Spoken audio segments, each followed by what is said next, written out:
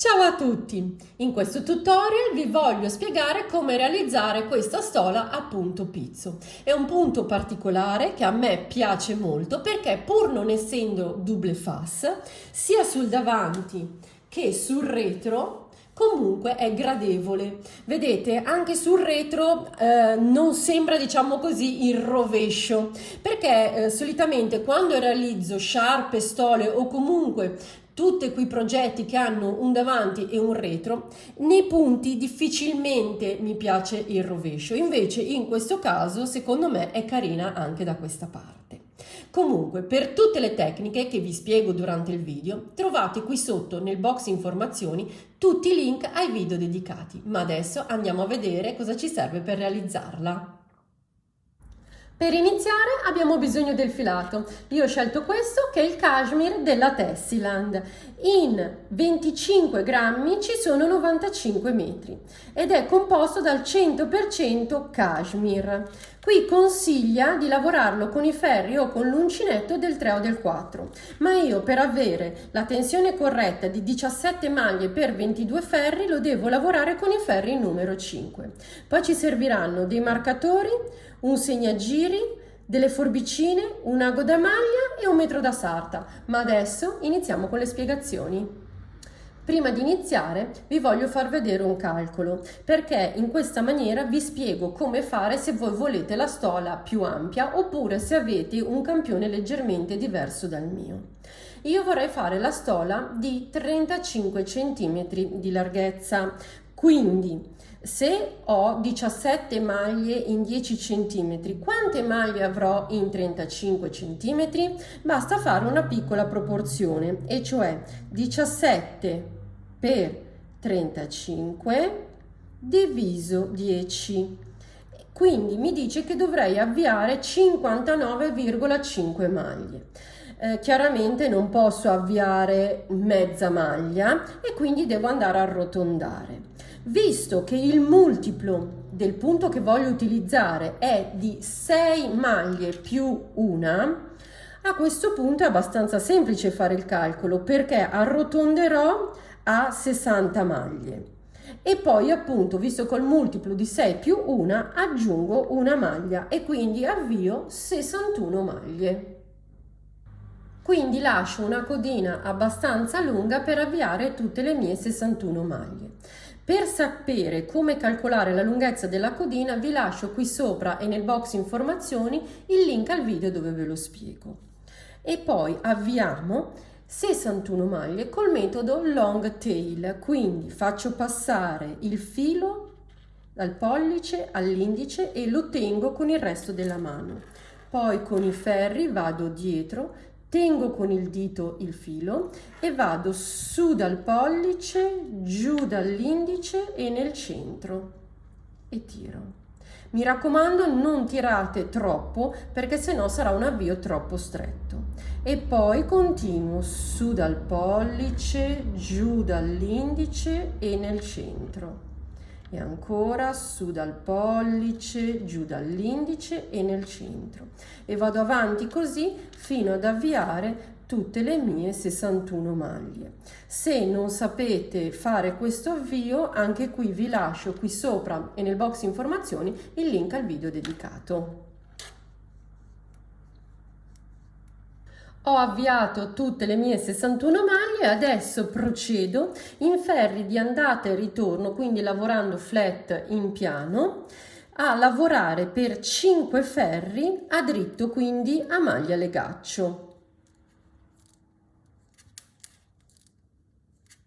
Ho finito i 5 ferri a legaccio e adesso lavoro un ferro a dritto, ma metto i marcatori per delimitare i bordi di destra e di sinistra che saranno a legaccio. Quindi conto 1,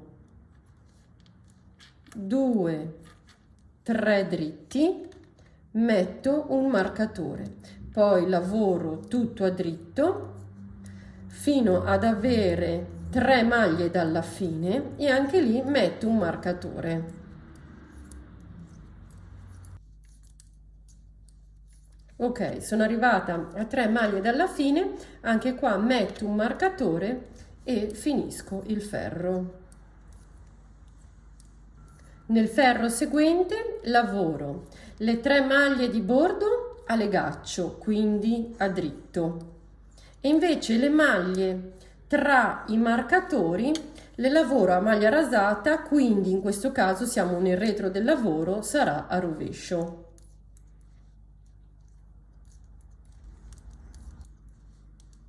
Ok, le ultime 3 maglie abbiamo detto, siccome vengono lavorate a legaccio, le devo lavorare sempre a dritto.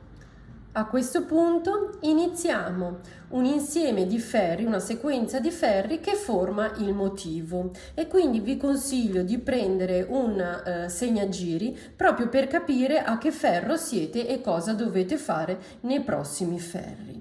Quindi partiamo lavorando 3 dritti perché abbiamo il bordo a legaccio, quindi 1, 2 e 3, e questi bordi a legaccio andranno sempre lavorati a dritto e quindi diciamo non faranno parte della sequenza dei ferri che formano il motivo. Poi dobbiamo lavorare 3 dritti, 1, 2, 3, e adesso iniziamo la ripetizione, cioè una serie di maglie che dobbiamo ripetere fino a quasi la fine del nostro ferro. E iniziamo con un gettato, una cavallata semplice, quindi passo la prima maglia senza lavorarla, lavoro la seconda e accavallo la prima sulla seconda, e 4 dritti, 1, 2, 3 e 4, e ripeto un gettato, una cavallata semplice e 4 dritti, 1, 2, 3, 4, e ripeto così fino alla fine, che però dovrò fare un gettato, una cavallata semplice e 2 dritti, non 4, 2 dritti, poi avrò le 3 maglie a legaccio. Nel secondo ferro e in tutti i ferri pari lavoro i bordi a legaccio, quindi le prime 3 maglie e le ultime 3 maglie a dritto, e le maglie centrali invece a rovescio. Nel terzo ferro lavoriamo 3 maglie legaccio, passo il marcatore, un dritto, e adesso inizio la sequenza di punti. Partiamo con 2 assieme a dritto, un gettato, un dritto, un gettato, una cavallata e un dritto, e poi ripartiamo 2 assieme a dritto, un gettato, un dritto, un gettato, una cavallata e un dritto, e vado avanti così fino alla fine, dove poi lavorerò le 3 maglie a legaccio. Nel ferro numero 5 lavoro 3 maglie a legaccio, 1, 2, 3, passo il marcatore e poi 2 assieme e un gettato, e da qui inizio la sequenza di maglie che devo ripetere, e cioè 3 dritto, 1, 2, 3, un gettato, una cavallata doppia, quindi passo una maglia senza lavorarla, lavoro 2 maglie assieme e accavallo la maglia passata su quelle lavorate assieme, e poi ancora un gettato, e ripeto la sequenza: 3 dritto, quindi 1, 2, 3, un gettato, una cavallata doppia e un gettato, e vado avanti così fino a quasi la fine del ferro, perché infine, prima delle 3 maglie a legaccio, lavorerò 3 dritto, un gettato, una cavallata semplice e poi le 3 a legaccio. Il ferro 7 e il ferro 9 si lavorano tutte e due nella stessa maniera, e cioè 3 legaccio, poi passiamo il marcatore, un dritto e poi inizia la sequenza, e cioè un gettato, una cavallata semplice, un dritto, 2 assieme a dritto, un gettato e un dritto, e poi si ripete un gettato, una cavallata semplice, un dritto, 2 assieme a dritto, un gettato e un dritto, e si lavora questa sequenza di maglie fino alla fine, poi si lavoreranno le 3 maglie a legaccio. L'ultimo ferro della sequenza è il ferro 10, quindi si lavora sul rovescio come tutti gli altri ferri, e cioè 3 legaccio e quindi 3 dritto, passo il marcatore, tutte le maglie a rovescio fino all'altro marcatore e poi lavorerò le ultime 3 a legaccio e quindi a dritto.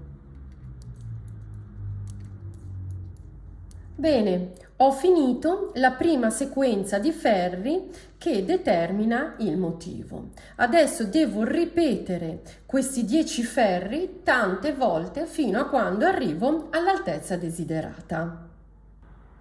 Volevo darvi dei consigli per lavorare lace a pizzo. Il primo è appunto quello di tenersi un contagiri e segnare di volta in volta il giro che abbiamo appena fatto, in maniera da non confondersi e non sbagliare. Siccome la nostra sequenza è di 10 ferri, io arrivata al ferro numero 10 riazzero il contagiri e riparto da capo.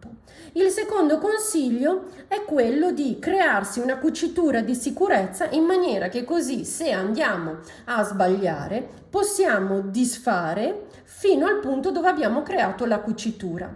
Vi lascio qui sopra e nel box informazioni il link al video dove spiego come creare questa cucitura. In quel video addirittura vi do 3 modi per effettuare la cucitura di sicurezza, poi voi scegliete quello che vi sembra più comodo. L'ultimo consiglio è quello di contare sempre le maglie nel ferro di ritorno, nei ferri pari, perché io so che ho 61 maglie e fra i marcatori ne ho 55. Quindi quando faccio il ferro di ritorno, che lavoro queste 55 maglie tutte a rovescio, chiaramente mi viene semplice contarle per capire se il ferro prima ho sbagliato qualcosa e magari mi ritrovo una maglia in più o una maglia in meno, e quindi recuperare subito senza magari arrivare alla fine della sequenza e dover disfare il tutto.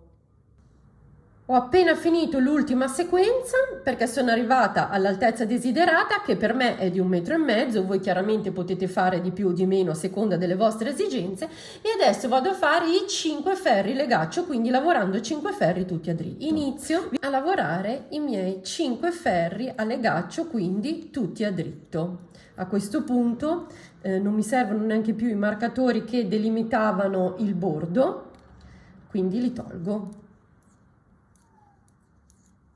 Ho lavorato i miei 5 ferri a legaccio, adesso mi trovo sul rovescio del lavoro e devo procedere con la chiusura.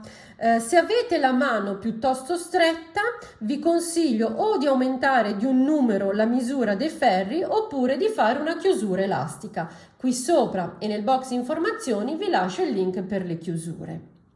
Io lavorerò con la chiusura con accavallata.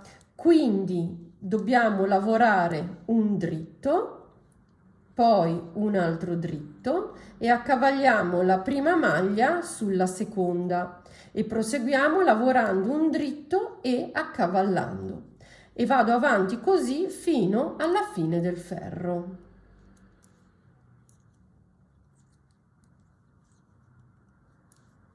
Bene, adesso non mi resta nient'altro che lavarlo, bloccarlo per aprire bene il disegno e poi lo posso indossare. Come avete visto, realizzarlo non è stato difficile. Io ho utilizzato circa 120 grammi di filato, però se voi lo volete realizzare più grande o più piccolo dovete regolarvi con il filato di conseguenza. Per oggi è tutto, se questo video vi è piaciuto mettetemi un like e non dimenticate di iscrivervi cliccando qui sotto iscriviti e la campanella e noi ci vediamo alla prossima. Ciao!